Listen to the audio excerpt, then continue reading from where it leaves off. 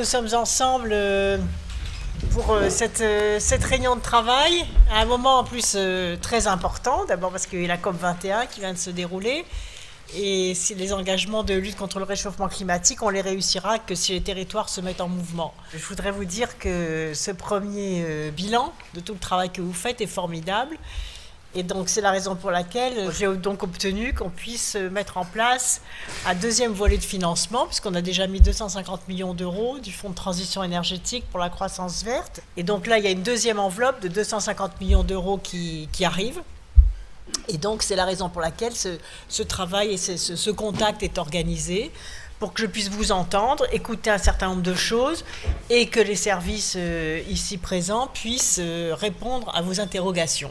La loi biodiversité dont je commence la première lecture au Sénat cet après-midi va permettre aussi de donner de la visibilité aux actions et renforcer les actions sur la biodiversité qui a un lien très étroit et avec le climat et avec l'énergie. Par ailleurs, la Caisse des dépôts vient de mettre en place un prêt à taux zéro. Donc ça, il faut vraiment que les communes qui sont dans les territoires énergie positive prennent ce prêt à taux zéro, parce que c'est remboursable, je crois, en 20 ans ou 40 ans. Donc finalement, c'est pour faire les travaux d'isolation. Donc ça veut dire que tous vos bâtiments, vous devez lancer les chantiers d'isolation. Voilà, moi je ne voudrais pas être plus long parce que le temps va passer très vite, vous allez voir. Et puis ce qui est important aussi, c'est que vous puissiez vous exprimer les uns et les autres. Je suis très honoré d'intervenir devant vous, mesdames et messieurs, à l'occasion du lancement de cette opération de distribution d'1 million d'ampoules, vous voyez. Vous acceptez de répondre à une ou deux questions, peut-être ? Comme ça, la première question va recevoir les 2 ampoules. Alors, Merci, justement, c'était une question là-dessus. faites-nous une proposition, et comme vous avez le mérite d'être là, on va régler le problème. Est-ce que vous pouvez pas nous expliquer un petit peu, parce que là vous êtes simplement pour qu'est-ce que vous pouvez apporter dans ce domaine-là? C'est d'essayer de faire en sorte que les initiatives soient de plus en plus intégratives entre les TEPCV et ces territoires pour avoir des approches plus globales en faveur de la croissance verte. Donc voilà très rapidement, mais donc bénéficier aussi de toutes les actions qui sont prévues dans le cadre de l'économie circulaire, dans le cadre de vos territoires. La biodiversité était présente, peut-être modestement, mais elle était présente dès le départ dans l'idée des territoires à énergie positive pour la croissance verte. Il y a eu 31 actions, ça représentait que 2% des montants, mais il ne faut pas se fier aux montants. En matière de biodiversité, les montants ne sont pas toujours pharaoniques pour faire des choses importantes. Et nous sommes très concernés par ça. C'est une des régions de France qui est le plus concernée au niveau de la santé des personnes habitant là, parce que les concentrations sont extrêmement fortes en Ambroisie. Ma question est, vous avez dit qu'il faut sensibiliser. C'est ce que nous faisons à l'échelle de la communauté d'Aglo qui compte 103 000 personnes, mais ça ne suffit pas et finalement on n'arrive pas à trouver les moyens de lutte efficaces de cette affaire. On a mis en place un système de surveillance par exemple. Chaque personne avec un smartphone qui passe et qui voit de l'ambroisie quelque part envoie l'information pour ce comité de surveillance à l'échelle de l'Aglo. Mais une fois qu'on a surveillé, c'est bien, mais ça ne suffit plus. Parce qu'on regarde pousser, en fait. Vous allez être territoire pilote contre l'ambroisie. Mais on est déjà TPCV, etc. pilote. Non, mais sur ce sujet-là... Vous allez voir. Comme vous le dites très justement, il n'y a pas un module type d'action pour encourager les territoires qui n'ont pas lancé cette action et qui vont se faire envahir par l'ambroisie. Mais à partir de ce que vous venez de dire, M. Mortureux, on va faire un petit module d'action et une clé de financement pour régler ce problème. Dont on parle depuis des années. Et il y a un enjeu de santé derrière aussi. Il y a un enjeu de santé. Il y a une santé publique derrière. C'est les allergies, ça. Oui, absolument. La région Rhône-Alpes est le plus gros consommateur d'antihistaminiques. Donc on a essayé, nous, d'allier l'action de la ville sur la partie énergie-climat avec un certain nombre de perspectives par rapport à la préservation de la biodiversité, notamment sur la planification urbaine, ou là, sur la révision du PLU qu'on a achevé l'année dernière. On a stoppé l'urbanisation des hameaux, on a également sacralisé les terres agricoles et supprimé de nombreux terrains constructibles pour les rendre à nouveau en zone agricole. J'ai perdu quelques amis aussi à l'occasion. Jamais évident de pouvoir convaincre des propriétaires qui pouvaient faire de belles opérations financières.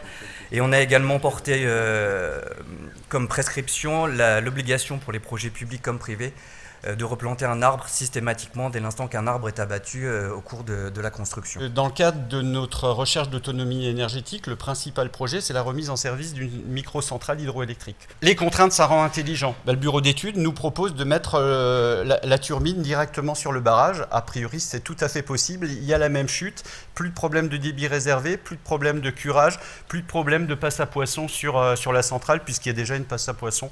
Donc, préservation de la biodiversité. On va même pouvoir renaturer le canal d'Amnée. Et en termes de retour sur investissement, c'est beaucoup plus intéressant, quoi. Voilà.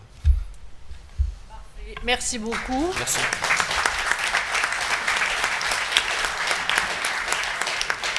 Je précise d'ailleurs pour ce dernier exemple sur la petite hydroélectricité, donc j'ai lancé un appel à projet sur la petite hydroélectricité, donc ce projet-là peut parfaitement s'y intégrer. J'ai envoyé une instruction au préfet pour arrêter de détruire les moulins et les petits équipements d'hydroélectricité. Donc s'il y en a sur votre territoire où vous avez des décisions contraires, surtout vous me les faites remonter. J'ai interdit de continuer à détruire les moulins parce que justement il y a des progrès technologiques qui permettent parfaitement de concilier le retour à la fluidité des rivières et en même temps l'équipement en petite hydroélectricité. Nous sommes TEPCV en devenir, oui. Et aujourd'hui un projet lié au photovoltaïque, à la mobilité, les chaufferies collectives. Et nous avons fait le choix de nous constituer en SIC. Oui. Et je voudrais savoir si éventuellement une éventuelle